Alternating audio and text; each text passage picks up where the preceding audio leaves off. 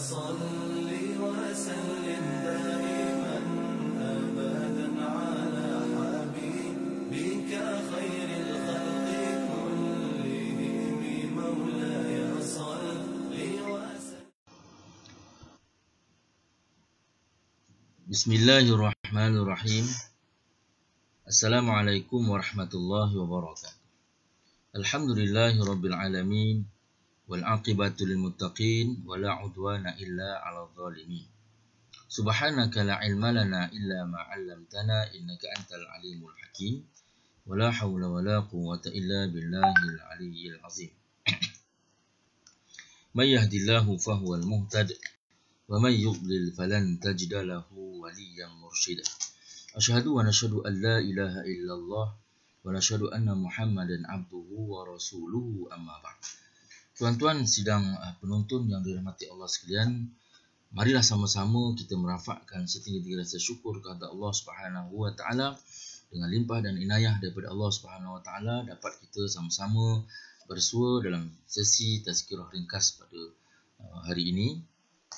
Mudah-mudahan sedikit pengisian ini memberikan kebaikan kepada diri saya dan juga kepada tuan-tuan sedang penonton sekalian.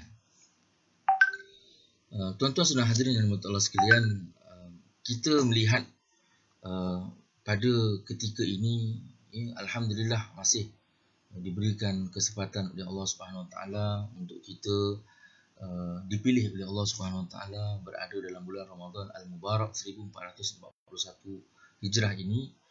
Alhamdulillah, bila mana kita masih berada dalam dipilih lagi oleh Allah Subhanahu Wa Taala untuk berada dalam bulan Ramadan ini, menandakan tentang Allah Subhanahu Wa Taala masih lagi membuka ruang kepada kita untuk terus melakukan kebaikan, untuk melakukan mengisafi segala kesalahan, sentiasa bermohon taubat kepada Allah Subhanahu Wa Taala, memohon rahmat kasih sayang Allah Subhanahu Wa Taala.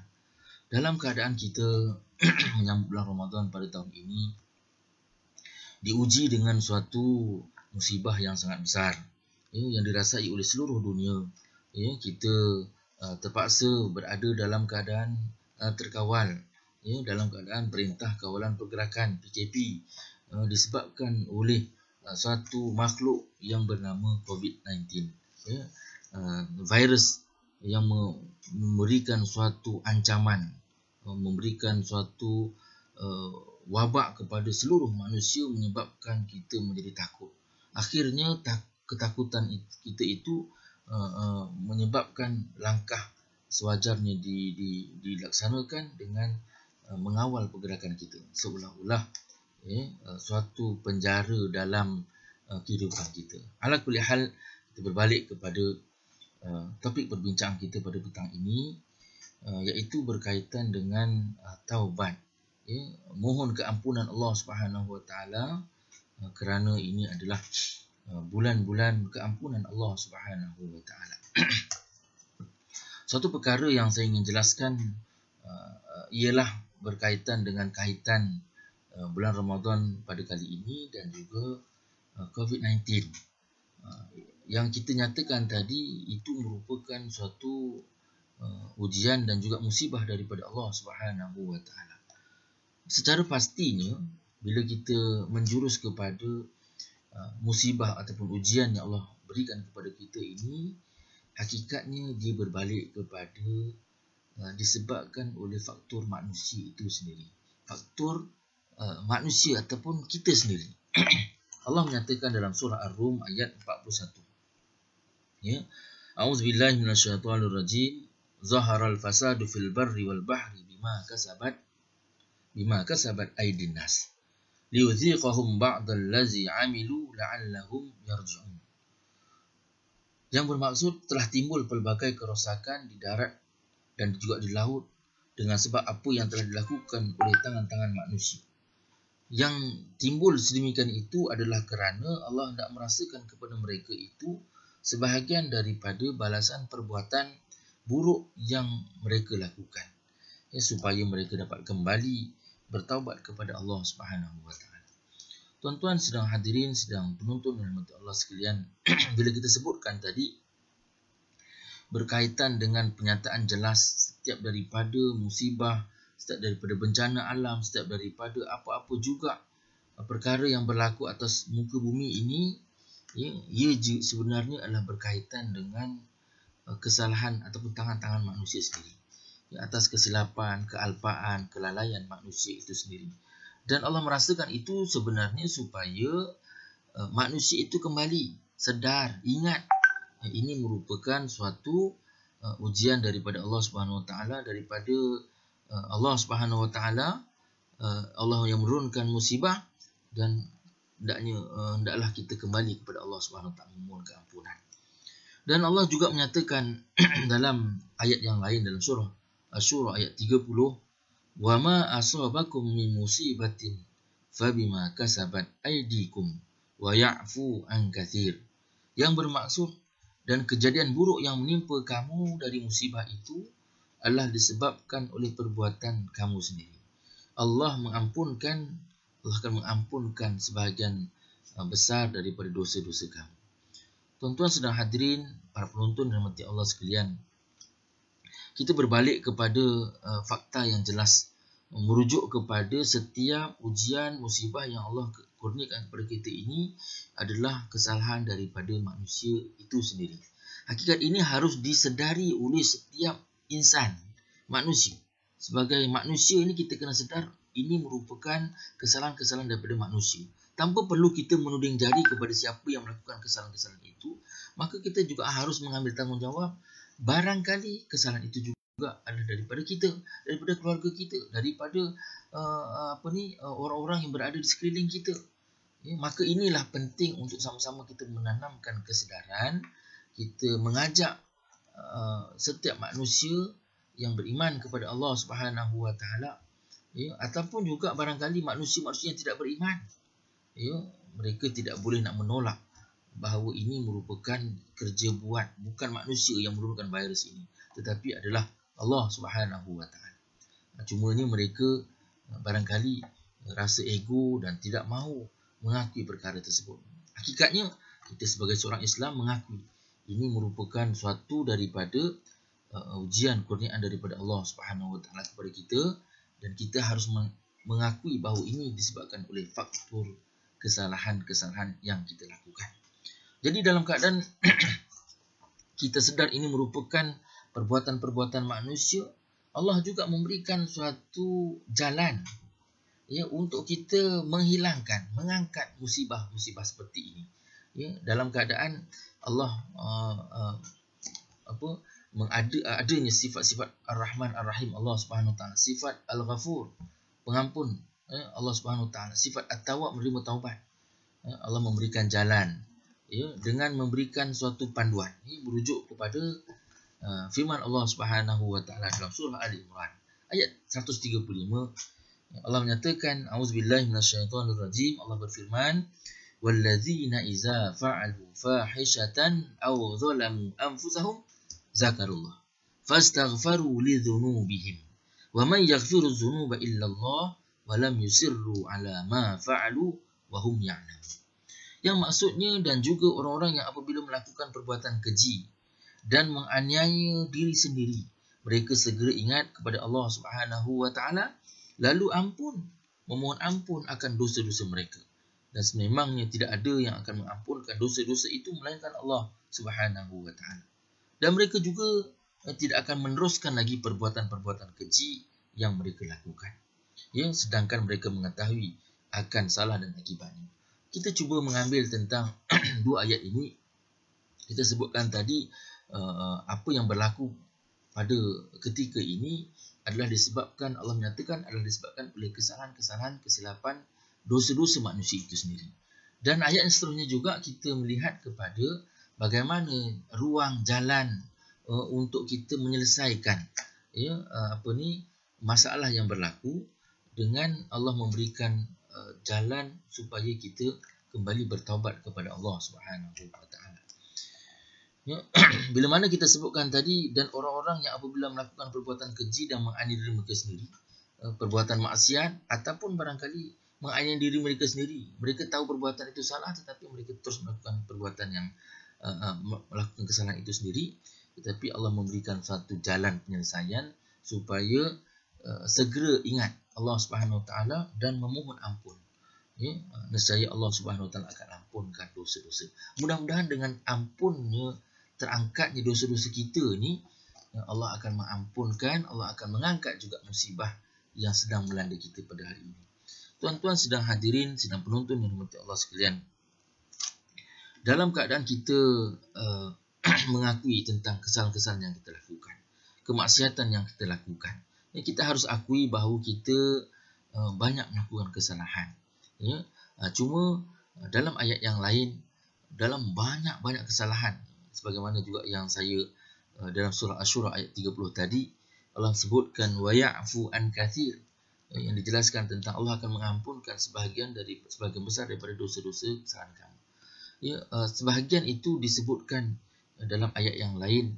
Ya, innallaha la yaghfiru ay yushraka bih wa yaghfiru ma duna zalika liman yasha. Wa man yusyrik billahi faqad dhalla dhalalan ba'ida. Dalam surah An-Nisa, Allah Subhanahu Wa Taala berfirman, sesungguhnya Allah Subhanahu Wa Taala tidak mengampunkan dosa-dosa orang yang mempersekutukan, ya, ataupun mensyirikkan Allah Subhanahu Wa Taala dengan apa jua, dan akan mengampunkan dosa-dosa yang lain. Dan sesiapa yang mempersekutukan Allah Subhanahu Wa Taala dengan apa juga, maka sesungguhnya dia telah sesat dengan kesesatan yang amat jauh, kesesatan yang nyata. Tuan-tuan sedang pendengar yang dirahmati Allah sekalian, kita melihat dalam keadaan Allah membuka ruang keampunan kepada kesalahan-kesalahan kita, perlu disebutkan bahawa satu kesalahan yang Allah tidak ampunkan ialah berkaitan dengan syirik kepada Allah Subhanahu Wa Taala.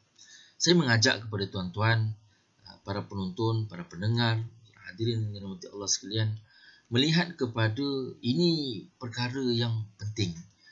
Dalam keadaan kita sedang berusaha untuk mohon keampunan, kita minta supaya diangkatnya musibah ini, satu dosa yang dijelaskan tidak akan diampunkan oleh Allah SWT berkaitan dengan perbuatan syirik. Maka perlu untuk sama-sama kita berusaha untuk mengelakkan diri daripada perbuatan syirik. Maksud syirik itu, kalau kita berbalik kepada kefahaman, iaitu menduakan Allah Subhanahu Wa Taala, menjadikan adanya kuasa yang lain, adanya yang maha berkuasa selain daripada Allah Subhanahu Wa Taala. Ya, dan ini juga dihuraikan secara lebih terperinci, sama ada perbuatan syirik itu daripada perbuatan syirik yang jelas ataupun perbuatan syirik yang tersembunyi. Ya, dalam keadaan kita sebutkan tadi syirik yang jelas, ya, mungkin kita sebagai seorang Islam, kita nampak jelas itu mungkin hanya melibatkan persoalan-persoalan kita sembah patung, sembah kepada Tuhan yang menyerupakan seperti mana Tuhan Allah Subhanahu Wa Taala. Tuhan-Tuhan mereka itu dijadikan sebagai sembahan. Mungkin bagi orang Islam tidak, tetapi kalau kita lihat dari sudut yang lain, perbuatan syirik ialah percaya dengan kuasa selain daripada Allah Subhanahu Wa Taala. Ini juga melibatkan amalan-amalan tangkal, amalan-amalan khurafat, yang berkaitan dengan perbuatan-perbuatan mempercayai amalan-amalan perbunuhan. Ini juga sebenarnya secara tidak langsung menggambarkan tentang perbuatan syirik yang jelas.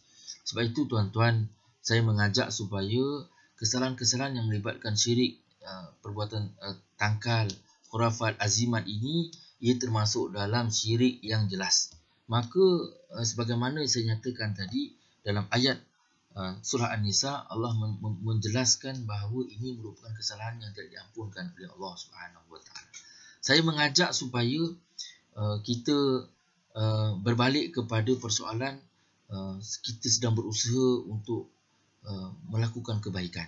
Kita memohon keampunan Allah Subhanahu Wa Taala. Cuma pastikan bahawa dosa-dosa yang kita lakukan itu tidak terkait dengan amalan-amalan syirik kepada Allah Subhanahu Wa Taala. Sebab itulah dalam keadaan kita mungkin ada yang tidak kita sedari, ada dalam lingkaran kehidupan kita itu amalan-amalan syirik, maka inilah yang perlu kita hindari. Elakkan daripada melakukan perbuatan-perbuatan yang dimurkai oleh Allah Subhanahu Wa Taala, perbuatan-perbuatan syirik yang jelasnya tidak diampunkan oleh Allah Subhanahu Wa Taala, melainkan dengan taubatan nasuha. Tuan-tuan sidang pendengar, sidang penonton yang Allah sekalian, dalam usaha untuk kita melakukan kebaikan ini, sudah pasti kita akan berdepan dengan ujian yang berat, dengan ujian godaan hawa nafsu kita, yang syaitan sentiasa mencari-cari ruang atas kelemahan dan kekurangan yang ada pada kita. Mungkin dalam bulan Ramadan pada ketika ini suatu lagi ruang yang sangat baik, kerana bila disebutkan tentang akan dibelenggu syaitan dalam bulan Ramadan ini, hakikatnya ialah belenggu daripada syaitan yang bersifat untuk menggoda manusia. Tetapi kita jangan lupa bahawa nafsu kita juga sebenarnya merupakan penggoda kita, merosakkan kita kalau jika kita tidak awasi nafsu kita sendiri. Itulah yang menjadi penggoda kepada kita, menjadi pengacau kepada kita jika kita tidak benar-benar ada kekuatan untuk memohon keampunan daripada Allah Subhanahu Wa Taala.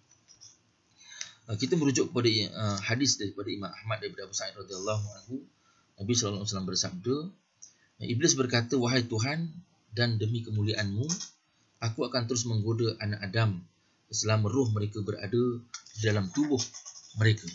Dan lalu Allah Subhanahu Wa Taala menjawab, "Demi kemuliaan dan keagungan-Ku, aku tak akan memberikan keampunan kepada mereka selama mereka bertaubat, segera bertaubat dan juga memohon keampunan kepada-Ku." Allah berfirman, "Wahai anak Adam, selagi engkau memohon dan mengharapkan dariku, aku ampunkan engkau walau apa pun dosamu. Aku tidak peduli. Wahai anak Adam, jika dosamu sampai ke puncak langit, lalu engkau mohon keampunan dariku, aku ampunkan engkau. Aku tidak peduli. Wahai anak-anak Adam, jika engkau datang kepadaku dengan dosa yang hampir memenuhi bumi, namun engkau menemuiku tanpa mensyirikkan daku dengan sesuatu, nescaya aku datang kepadamu dengan keampunan." Inilah gambaran betapa luasnya keampunan Allah Subhanahu Wa Taala. Pintu taubat Allah Subhanahu Wa Taala itu terbuka luas untuk kita sama-sama memohon keampunan daripada Allah Subhanahu Wa Taala. Sedang hadirin dan Allah sekalian, dalam keadaan kita telah pun jelas diuji oleh Allah Subhanahu Wa Taala dengan COVID-19, kita telah pun adanya istilahnya penjara dalam pergerakan kita ini, maka marilah sama-sama saya mengajak bertuan-tuan untuk kembali bermuhasabah diri, menginsafi diri, memohon keampunan Allah Subhanahu Wa Taala, lebih-lebih lagi dalam bulan Ramadan al-Mubarak yang pintu keampunan itu sangat luas yang dibukakan kepada kita, yang diberikan ganjaran yang sangat besar dalam bulan Ramadan ini. Dalam keadaan kita sama-sama berusaha untuk memperbaiki kekurangan yang kita hadapi, dan juga dalam keadaan kita sama-sama berusaha untuk minta kepada Allah Subhanahu Wa Taala menghilangkan musibah ini, perlu ada kesedaran yang sungguh-sungguh. Sebab itulah disebutkan dalam syarat-syarat taubatan nasuha ini, selain daripada kita melafazkan istighfar, mohon keampunan Allah Subhanahu Wa Taala, para ulama meletakkan syarat. Syarat-syarat ini juga perlu dipatuhi, bukan sekadar kita kata istighfar kepada Allah Subhanahu, mohon ampun saja, tetapi juga perlu diikuti dengan perbuatan-perbuatan ataupun tindakan yang secara khususnya supaya dapat memenuhi kriteria orang-orang yang bertaubat kepada Allah Subhanahu Wa Taala. Iaitu antaranya ialah yang kita sebutkan tadi, ialah berazam dan juga bertekad sungguh-sungguh bahawa walaupun mungkin selepas ini Allah izinkan akan terangkatnya musibah ini, maka kita nekat bahawa kita berusaha untuk tidak lagi melakukan perbuatan-perbuatan. Kita berusaha bersungguh-sungguh untuk mengelakkan perbuatan-perbuatan yang dimurkai oleh Allah Subhanahu Wa Taala. Seterusnya juga kita hari ini kena ada rasa penyesalan. Kadang-kadang bila mana tidak ada penyesalan ini, kita rasa seolah-olahnya nanti bila mana hilang ni kita akan kembali semula. Tiada penyesalan. Kita tidak menyesali tentang apa yang kita lakukan. Dengan ujian yang Allah bagi ini, kita tidak menyesali. Jadi kita merasakan seolah-olah kita akan mengulangi lagi. Sebab itulah kita perlu untuk menyesali tentang perbuatan tersebut. Dan selagi mana hayat dikandung badan, dan kita sebutkan tadi dalam bulan Ramadan bulan keampunan ini adalah peluang yang sangat-sangat baik untuk kita terus bersegera memohon keampunan. Barangkali ini adalah Ramadan terakhir bagi kita, yang kita tak pasti lagi sama ada Ramadan akan datang kita dapat berjumpa lagi ataupun tidak. Jadi mudah-mudahan apa yang kita nyatakan pada tazkirah pada kali ini, saya menyeru kepada diri saya dan kepada tuan-tuan untuk sama-sama kita menjadi hamba Allah yang sentiasa hati tenang, menjadi nafsu yang tenang. Sebagaimana dalam surah Al-Fajr, ya ayyatuhan nafsul mutmainnah irji'i ila rabbiki radiyatan mardiyah fadkhuli fi ibadi wadkhuli jannati. Mudah-mudahan kita mendapat kebaikan dalam bulan Ramadan ini, dan dapat kita mengawal hawa nafsu kita yang menjadi musuh kita, yang mudah-mudahan dengan kita mendidik jiwa kita mohon keampunan, mudah-mudahan kita akan tergolong dalam jiwa-jiwa yang tenang, yang mudah-mudahan kita kembali kepada Allah Subhanahu Wa Taala itu dalam keadaan radiyatan mardiyah, dan kita dapat masuk syurga Allah Subhanahu Wa Taala. Mudah-mudahan tazkirah ringkas ini memberikan kebaikan kepada saya dan kepada tuan-tuan. Aqulu qauli hadza wa astaghfirullahal azim li wa lakum. Wassalamualaikum warahmatullahi wabarakatuh.